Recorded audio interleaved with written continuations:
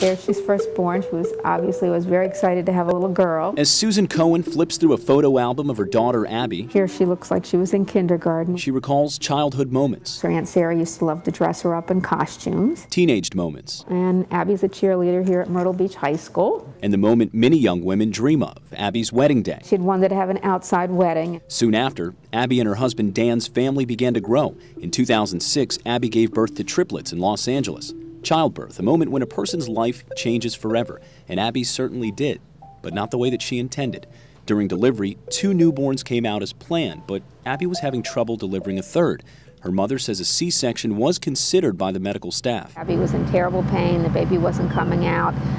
But he said, no, I can get the baby, and he used high forceps, and he also used suction cup. He finally got him out, but he lacerated her uterus in the process. But that wasn't discovered until the next day, when Abbie was found unresponsive. 20 minutes, no heartbeat.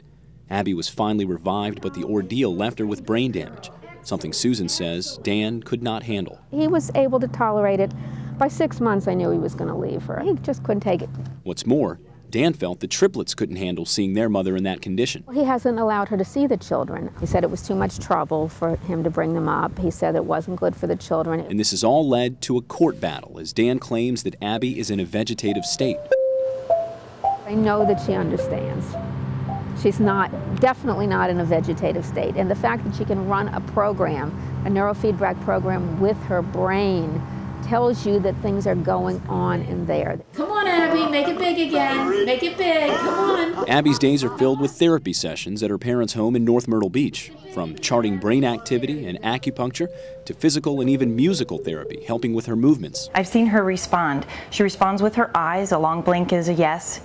And she responds not only with a yes, but by just looking at me and by turning her head to my direction. She is becoming much more attentive. She does respond to me with blinks.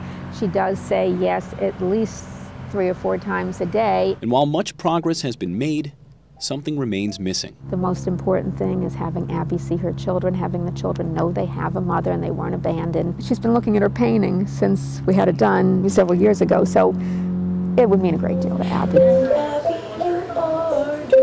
In North Myrtle Beach, Mola Lengi, News Channel 15.